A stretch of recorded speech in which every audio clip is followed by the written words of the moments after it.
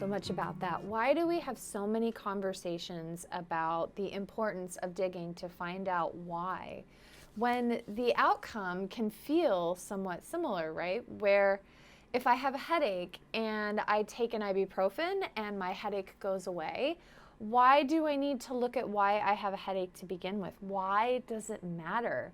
When you have all of these physicians that are giving us Band-Aid solutions, what's in it for you to actually get to the root cause of what's causing the symptoms to begin with? And that's what we're going to talk about today. And I want to start by telling you a story. There were two women, and this is a true story. This is a story that I heard from my mentor many years ago, and this was from his private practice. And so there were two women, approximately the same age, and they had the same diagnosis. They were diagnosed with an autoimmune condition called lupus. And lupus can cause a ton of symptoms head to toe. It can cause a rash on the face, it can cause joint pains, it can cause immune system problems, it can cause emotional symptoms, mental and cognitive symptoms. It can be mild to severe. And so these two women came into his practice unrelated to each other, but quite similar in that they were approximately the same age. They had similar symptoms and they had the same diagnosis of lupus. And so the doctor is trying to help both women get better using integrative tools. And one of the women comes in week after week and she's getting better. She's noticing an improvement in her symptoms. She's noticing lessening of her suffering, improvement in her overall sense of well-being. She's getting better. And he's using very similar treatments in both of them, of course individualized a little bit, but generally speaking, the outcomes of both should be the same. And yet that wasn't the case. The second woman would come into the office, and week after week, her symptoms continued. Her symptoms persisted. In fact, in many ways, she was getting worse. And the doctor couldn't figure out why. Similar diagnosis, similar risk factors, similar symptoms, similar age, similar state of life. They were in the same region of the country, and yet one was thriving and the other was not. And he couldn't figure it out until one day. And one day he was finishing up with the second woman, the woman who wasn't getting better. And he was walking her to the door, preparing to lock up, and he watched her walk to her car. And he noticed something that changed the conversation after that. He noticed that she got in the car, she turned on the ignition, and she pulled out of her parking spot. And as she was driving away, he took a look and saw her license plate. Does anyone know what her license plate said? It said Lupus Me on it. And while that may feel initially insignificant, in other ways it can be quite profound when we start thinking about the identification of I am blank, I am this disease, I am anxious, I am bipolar, I am depressed, I am lupus, right? And the message that that gives to our nervous system, the message that that gives to our cells, the messages that that gives to our behaviors, our choices, our hope, our expectations, the way that we exist, seek, pursue, and follow through with our treatments. And so could it have been the variable that was preventing that second woman from getting better? It's worth exploring, right? And this is the difference between getting to the root cause and just treating symptoms. Because had we put them both on Humira, had we both suppressed the inflammatory process and the autoimmune process that is lupus, and then all of the subsequent symptoms seemed to get better.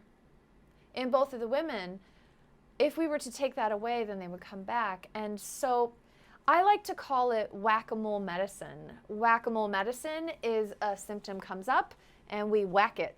We try to make that symptom go away. We try to relieve suffering, and oftentimes it can be very helpful. But the question, the root cause question, is always why? Why wasn't that woman getting better? What was going on in her life? What was going on in her psychological process, and how was that contributing to her overall symptoms, right? And sometimes an obstacle to cure could be a missed diagnosis, an improperly prescribed supplement or medication or dietary plan. It could be a missed psychological or emotional diagnosis. It could be trauma. It could be secondary gain. I had a patient once many years ago, and she was coming in and she was receiving funding for her chronic back pain. She was able to receive disability, and she was able to get on state-covered insurance. And so she was coming in and she was receiving integrative therapies for treatment of her back, and yet nothing that we did really made much of an impact. And she kept coming back. And I finally said something to her. I was a resident at the time, and so I said to her, I said, I feel like we've been working with you for years, and yet you're not getting better. And I was just curious what your thoughts were about that, which can be a scary question as a clinician to ask a patient, is to point out, I'm not helping you. What we're doing isn't working. What do you think? Because then you're at the risk of showing them that you don't know everything, and that you don't know everything, and it could be a real step into humility. And so I asked her that question anyway, and her answer surprised me. It wasn't what I expected at all. It was actually one of the last things I would have expected her to say. I was thinking that she would say, I know, I'm so discouraged. I feel like we've tried everything. I put all sorts of money and time and effort into getting better, and I'm not. I thought that's what she was going to say, or maybe even reassure me, like, you're doing a great job, let's just keep trying, or yeah, you're fired. I thought it would be something like that, but what she said was really quite unexpected, and I think it could be common, maybe more common than we think. And what she said is, I can't get better, because if I get better, I lose everything. I lose my insurance, I have to get off disability, I have to get a job, and I don't have a skill set. I don't know how to work after all of these years. If I get better, it will ruin everything. So I can't get better. And her cells, her body, her behaviors heard those messages. And so getting to the root cause is fundamentally important. And that's the work that we do here. You can have relief from anxiety by taking a benzodiazepine, or taking happy, sleepy powder, or by doing all of the right cognitive behavioral therapy approaches and talking your way logically through your symptoms. But often what happens is that the symptoms will shift. I have a patient on my caseload right now where she struggles with panic attacks and migraines and nausea. When we get her panic attacks under control, if we're whacking that mole, right, she'll start to get a migraine. And then as the migraine is coming up, she'll take a Relpax. And the Relpax brings down the pain of the migraine, and she feels relief, right? She feels a lessening of the pain. And so then the pain will shift, and she develops horrible nausea and vomiting, right? And so it's constantly like playing whack-a-mole. We treat one thing, and then it shifts at another thing, and there's a reason for that. If you've noticed that that happens with you, it's one thing after another. You finally get one thing taken care of, and it pops up somewhere else. Much like whack-a-mole, right? If you feel like you went to your doctors, you finally got your gut under control, but now you're getting skin rashes. Or you feel like you finally got your acne under control, but now you're dealing with reflux. Or you feel like finally you're sleeping better, but now you're having anxiety and brain fog during the day. If you feel like you're playing whack-a-mole, then you're not getting to the root cause. There's something missing. And that's what we do here, is we try to identify the root cause of your symptoms so that your body isn't trying to push the symptoms up, because your symptoms are your body's messengers. Your symptoms are your body's attempts to tell you what needs to be healed. And so that voice is going to change so that it can continue to tell you what you need to know. And our job is to hear that message so that we can answer by helping you to heal. And once you're healthy, once we've gotten to the root cause, once you're feeling better and you're in a state of more health, you're no longer in a state of dis-ease or disease, then the symptoms don't need to be there anymore, and you're better. And I think this challenges the definition between health and disease, right? If health is just defined as the absence of symptoms, somebody who has asymptomatic cancer would then be defined as healthy, but they're not. Just because you can't see the symptoms doesn't mean that there's nothing wrong. Or a hole in a boat. Just because you can't see the hole in the bottom of the boat doesn't mean it's not sinking. And so our job is to get to the root cause. And so as we finish up today, the question is, well, how do you do that? How do I get to the root cause of my symptoms? In the story of the lupus lady, it wasn't a diagnostic test. It wasn't a lab or a functional medicine study that was done. It was by looking at the cast of characters. It was by looking at the biology, the sociology, and the psychology, the three cast of characters that we talk about in the ACT method. It's by looking at her as a whole person. For somebody else, it could actually be something that we need to order on a test. And so it's important that as you're identifying the root cause, is that you look at the entire spectrum of what could be out of balance. It could be your environment. It could be the people that you spend your time with. Are they bringing life, or are they taking your life away? It could be your job. It could be society. It could be culture. It could be your biology. Maybe your thyroid is underactive. Maybe it's in your gut. But we only know that by doing the digging.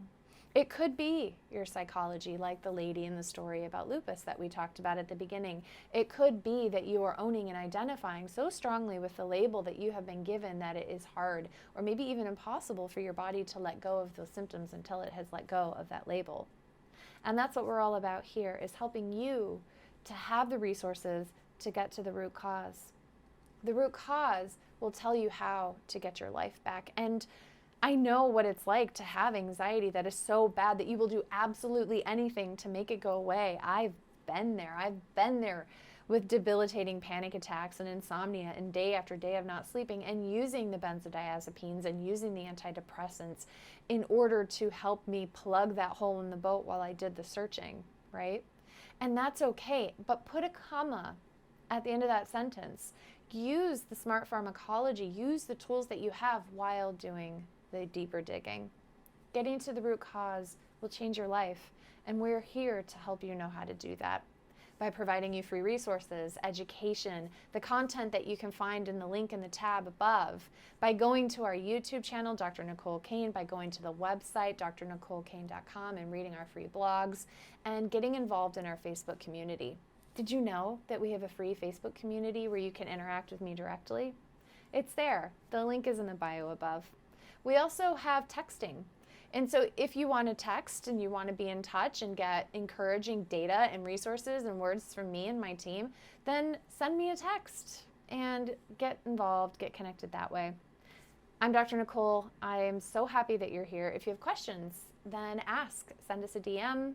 I have a team that is so passionate about helping you, and we make sure that we respond to every message that we get, or leave a comment.